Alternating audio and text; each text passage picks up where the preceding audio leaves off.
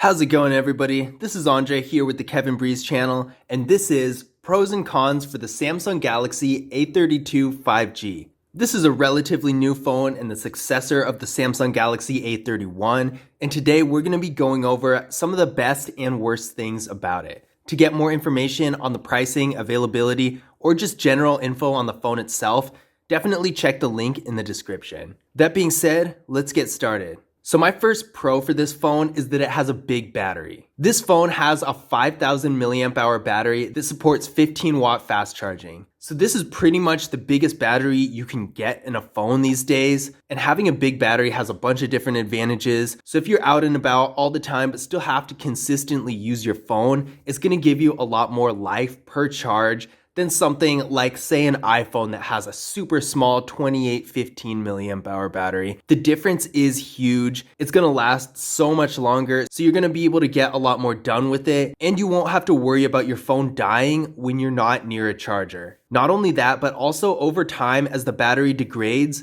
you're not going to notice it quite as much as you would with a phone that has a smaller battery, because the battery is so large that it's just going to have a lot more longevity than a phone with a smaller battery. And of course, the fast charging does help as well. If you do have a 15 watt fast charger, you're definitely going to be able to charge your phone even faster. Now, my first con for this phone is it has a pretty mediocre display. Now, this phone has a 6.5-inch TFT display with a resolution of 720p, a PPI of 270, and an aspect ratio of 20:9. There's also an 81.6% screen to body ratio. As you can see here, even though the bezels aren't the thickest, they are a little bit bigger than phones we might be used to seeing these days. Especially most of the 5G Samsung Galaxy A series phones do have thinner bezels and sleeker looks in general than this, so it's a little bit disappointing in itself. The display is definitely a downgrade from its predecessor, as well as the Samsung Galaxy A31 had a 1080p display, whereas this phone only has a 720p display. And being that this phone can shoot 4K videos and 1080p videos in the front camera,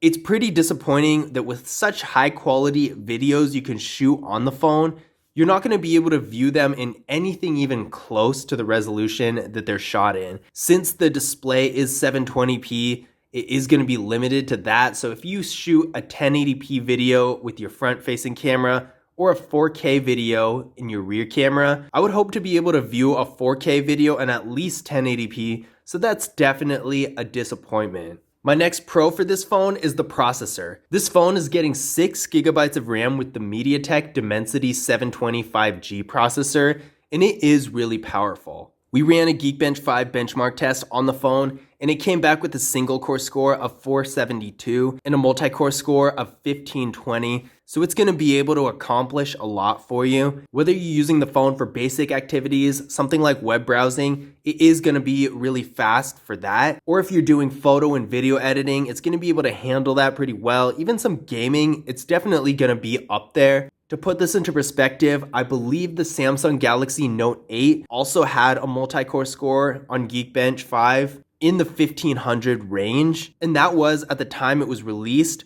one of the most high-end flagship phones in the industry. So even though times have changed and technology has advanced since then, it's still a great comparison to really see how high up there this phone is when it comes to processing power. The high RAM is also going to help you with things like multitasking. You're going to be able to run multiple apps a lot better than some of the other phones that don't have as much RAM. This phone actually does have more RAM than the iPhone 12, which only has 4 gigabytes of RAM. So even though that spec in and of itself doesn't necessarily mean the phone is faster, it is a good indicator to show really how capable this phone is of doing many different types of tasks. Now, my next con for this phone is the front-facing camera. Now, this isn't really about the performance of the front-facing camera, because I do think in that regard, it is pretty good.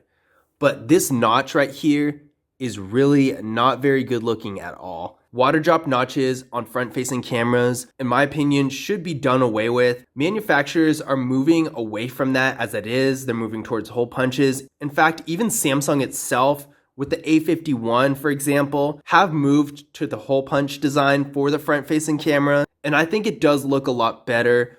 especially considering the bezels of this phone are a little bit on the thick side as it is.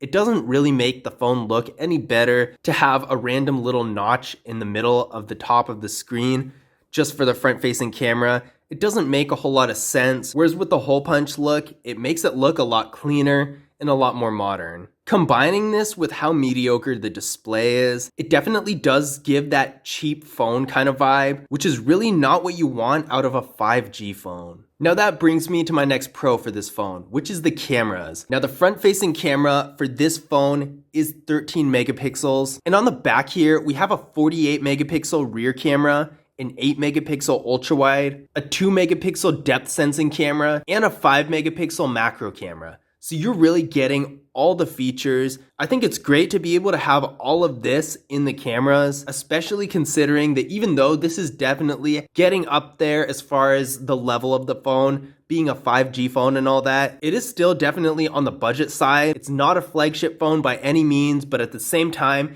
it not only has all the features of the cameras, but it has really high quality features too. For example, the ultra wide camera being 8 megapixels, a lot of the phones at this level are more around 5, sometimes even less. In the macro camera as well, I typically see macro cameras around the level of the Samsung Galaxy A32 5G being around 2 megapixels, but this one is 5.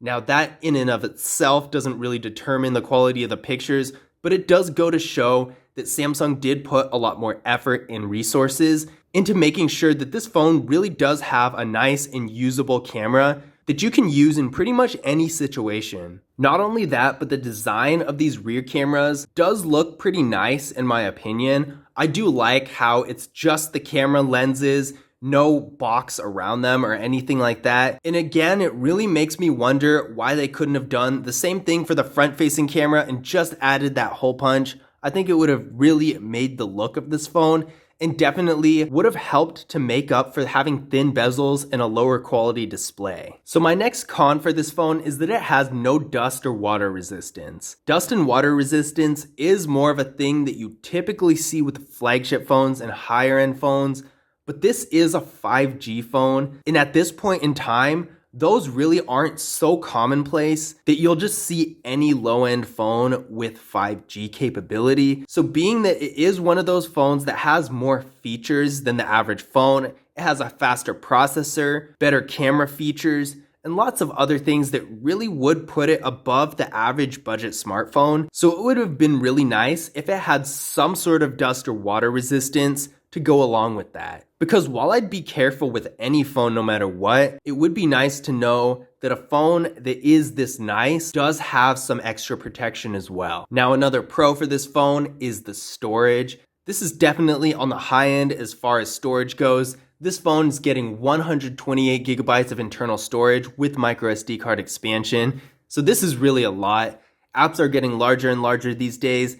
And nowadays, the system is also really big. I think it takes up around 14 gigabytes. So actually, I was wrong. It takes up more than 14 gigabytes. You can see here, the system actually takes up 17.92 gigabytes of storage. So imagine if this phone was one of those smaller storage phones that a lot of phones in this type of range do have. Some of them have as little as 32 gigabytes. Imagine having that big of a system on a 32 gigabyte phone. You're gonna have no space for anything. The apps are gonna be questionable, not to mention photos and videos and all of that. So it's really important nowadays to have as much storage as possible. My limit personally is 64 gigabytes. That's my threshold to where I can think, okay, this is decent, maybe not great, but decent. But this phone has double that. So with 128 gigabytes of internal storage and microSD card expansion, unless you have insane amounts of super large apps or lots of photos and videos, you're pretty unlikely to actually run out of space. And even if you do, you can use the microSD card, so you can increase the storage just a little bit more. So overall, the storage is definitely really impressive on this phone. Now, my next con for this phone is that it has no wireless charging. Now, again, this is a feature that you typically see with flagship phones in some rare occasions. Other phones that aren't flagship phones do have it, but it's typically a flagship feature. But at the same time, again, this is a 5G phone that has a lot of features that you would expect on a higher end phone. So I would really like to see wireless charging on this phone. I do think it's a pretty nice technology to have, and it's a feature that I think in this day and age, phones that aren't flagship phones should have as well. Now, my final pro for this phone is its fingerprint scanner. Now, this fingerprint scanner isn't just any old fingerprint scanner. It's in probably the best possible spot here on the power button. I don't think you can go wrong with this location for a fingerprint scanner. When you're gonna unlock your phone, even if you're using face unlock or a pin or whatever it may be, you're gonna press the power button most likely. Some phones even require you to press the power button. They won't wake up from you just tapping on the screen. Now this phone, I believe it does. So no, it doesn't. So you have to press the power button in order to wake up the screen anyway. So when you do that, having the phone just automatically unlock is so nice and it's really convenient. It's not gonna accidentally unlock in your pocket or do anything weird like that. But when you do wanna unlock it, it will unlock, and I think that's great. Now, my final con for this phone is the materials. When a phone is a 5G phone, whether it's a super high-end 5G phone or a really low-end 5G phone, the materials are a little bit more premium than their 4G equivalents, but this phone does not have very premium materials.